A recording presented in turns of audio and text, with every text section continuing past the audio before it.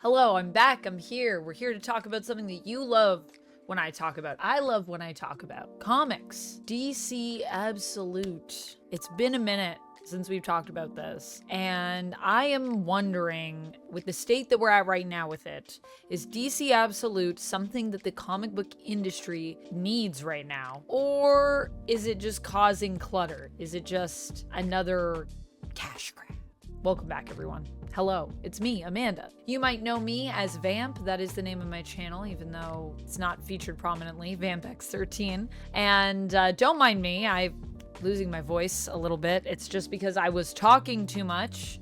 And when I talk too much, my voice gets easily exhausted these days. It's because of years of talking in loud places. Not good for your voice, don't do that. But I hope that you enjoy the husky tones as I go through each title right now that we have for Absolute: Superman, Batman, Wonder Woman, and then I'm gonna go through the new ones that are gonna be coming very soon, like very soon, and talking about the previews that we've seen for them. That's Flash, that's Martian Manhunter, and that's Green Lantern. So I'm going to be telling you my thoughts. I'm going to be telling you sort of how I feel about this line overall and this universe overall. And I'm also going to be ranking these in terms of the first set and then the second set, based on what we have so far. I mean, once the new set is out and I've read it, I'll be able to rank them all together, which is going to be crazy. All right, let's start off with Superman. So Superman is right now my bottom slot for the first three, but you know, that's not bad, I don't think, in considering that I think Superman is quite good, actually. So I just caught up on this series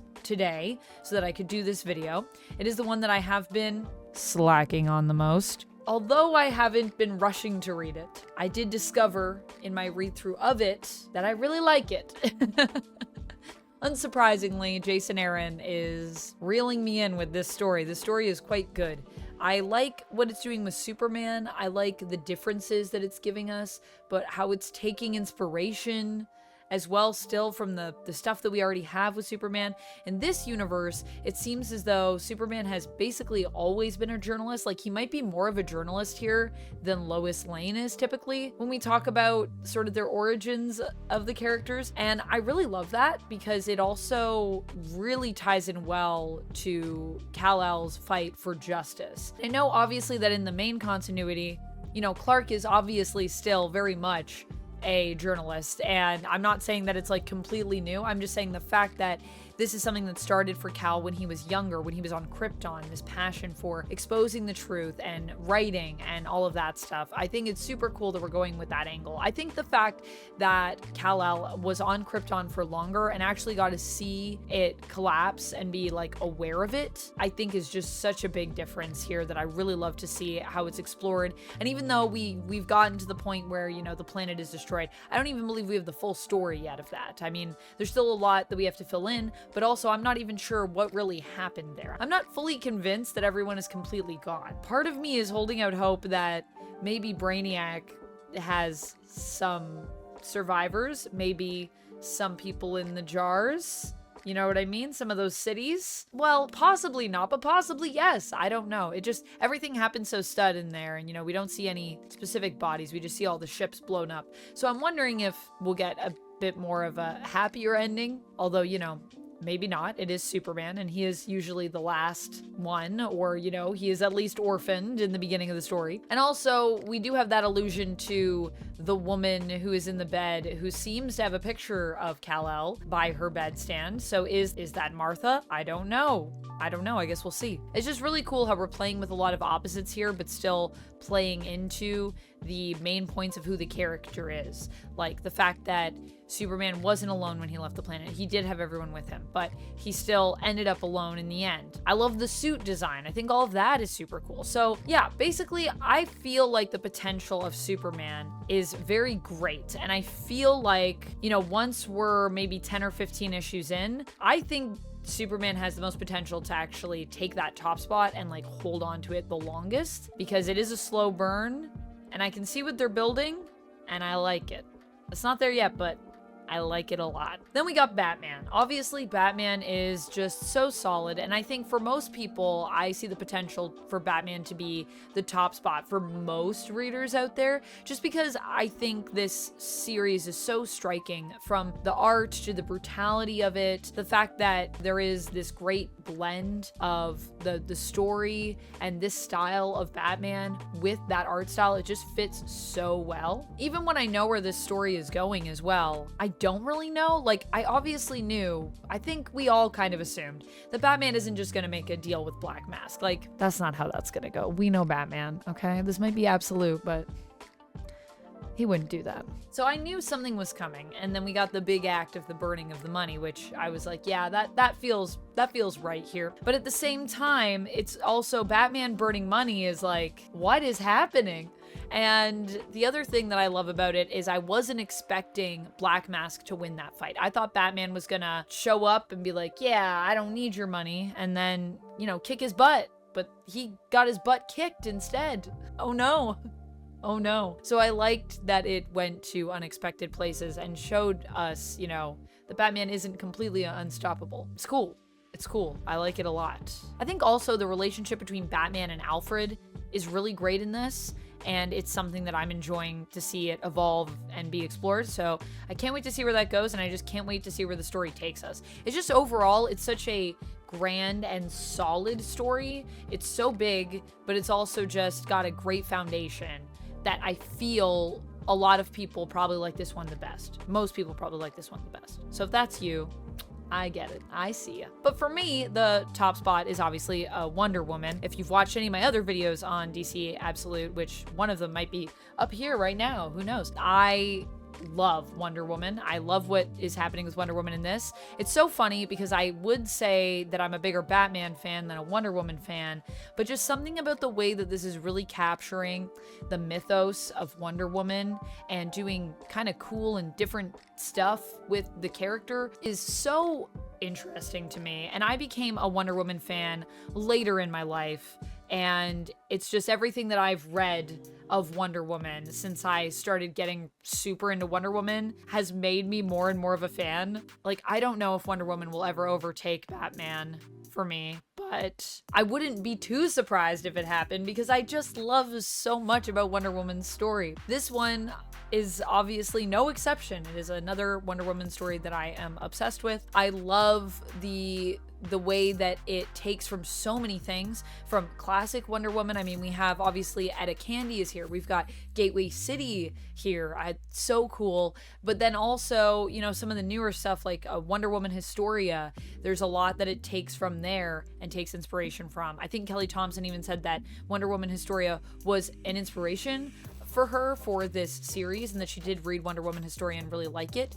So the whole idea of the Amazons, you know, kind of rebelling and having to be punished, and this idea, Wonder Woman as like a babe being cast into hell and being taken in by Cersei is very interesting, very cool stuff that takes from Historia but also does something different with it. So it's just taking from a lot of areas and twisting things in a really unique way. Even with Hecate, I feel like Hecate being in this is really, really cool because I've always thought of Hecate as this character in the Wonder Woman mythos who, it's kind of weird that Hecate is a villain. I just feel like there's so much that as a goddess, and especially, you know, with some of the stuff that we see explored in Justice League Dark and her connection to Diana and her origin story that we get in the main continuity in terms of why she became the being that she did, what she had to suffer to become a sort of darker figure. I feel like there's so much opportunity for her to actually be an ally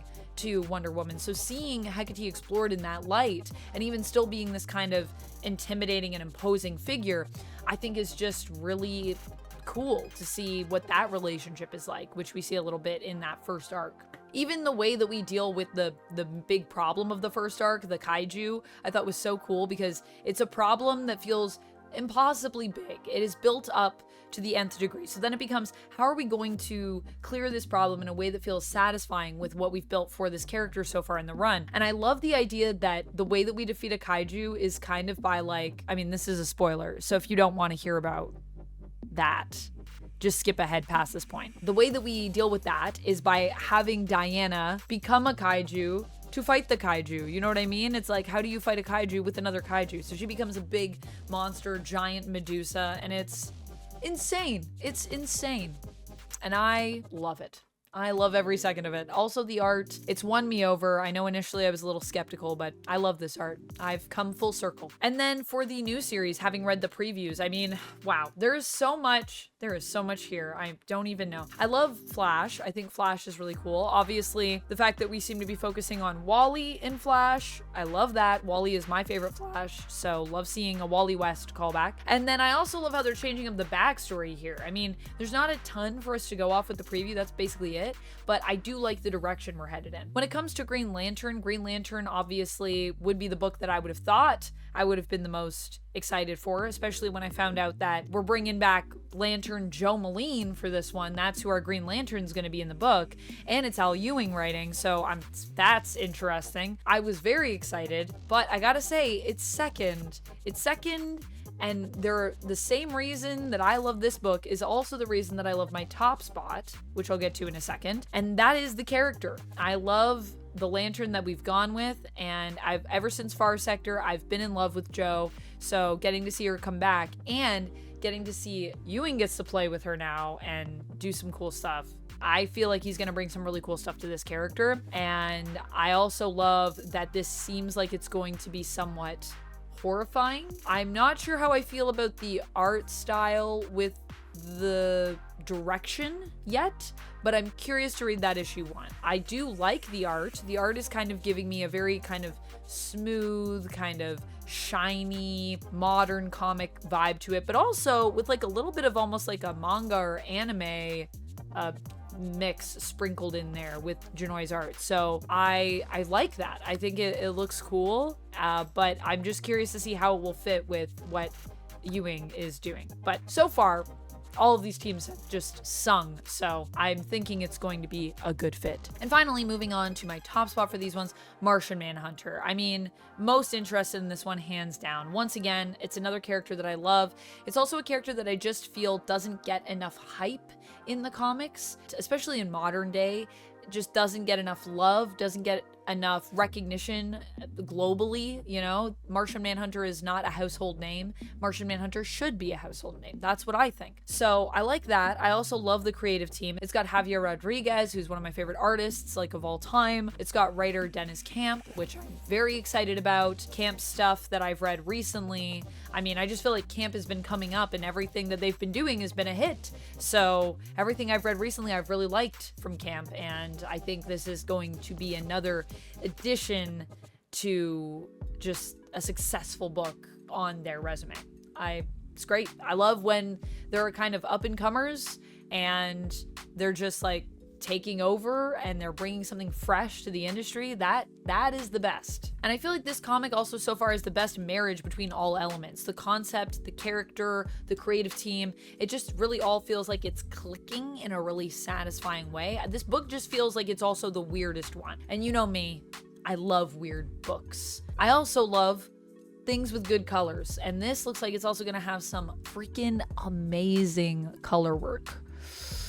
I just love good colors. That is going to be satisfying. I think the fact that I picked Martian Manhunter actually for my top book from the previews speaks a lot towards my feelings in general on Absolute. I love that this is so different, and I think this is something that the industry needs right now. To answer my question that I posed at the beginning, I think that we are seeing, with the freshness of Absolute, just a revitalization in the industry. Shops that I've been to have expressed how many people are coming in for Absolute. It's bringing in new people, and that's exciting to me. The other thing is I've witnessed it happening. I've seen people coming in looking for stuff. I've heard from friends about them helping other people that were looking for Absolute specifically at their shop. And I just think that is so exciting because, you know, a comic book shop can be an intimidating place. And so if we're getting more people in there and we're expanding, you know, people's minds a little bit with some books, I'm always here for that. I just love when people are excited to read something, whether it be comics, novels, whether you're listening to audiobooks, I don't care. If we are growing a love of reading that is continuous, that is awesome to me. And the more that we all read different things as well, the more our minds will open up. And so I think that's good just for society. So why does Absolute work though? That's, I guess, a question that we need to answer. Why do I feel that it is something that the industry needs right now beyond the fact that it's bringing in new folks? I just think the reason that it works for people, both established fans and new fans, is that it understands the characters so well. It's respecting the legacy of these characters and the key elements, the key principles that make them who they are, while at the same time giving us something different. Now, it's not necessarily reinventing these characters, I don't even think. It's really almost feels like a different perspective on the characters, where everything that they represent still feels like it's baked into these stories beautifully, but we're just getting a different perspective. It's a different context. It's a different setting. And I think that's what really makes it pop, so that these stories can feel both comforting and surprising. Really, they're just all refreshing so far. And this next round, this next batch, seems like it will be also that. Perhaps even more so. If anything beats Wonder Woman, I will be amazed, because Wonder Woman is so good right now. All of these books are so good right now. My wallet is not good right now. My wallet is crying because I want to buy everything Absolute. It's a problem. Anyways, that's what I have for this one.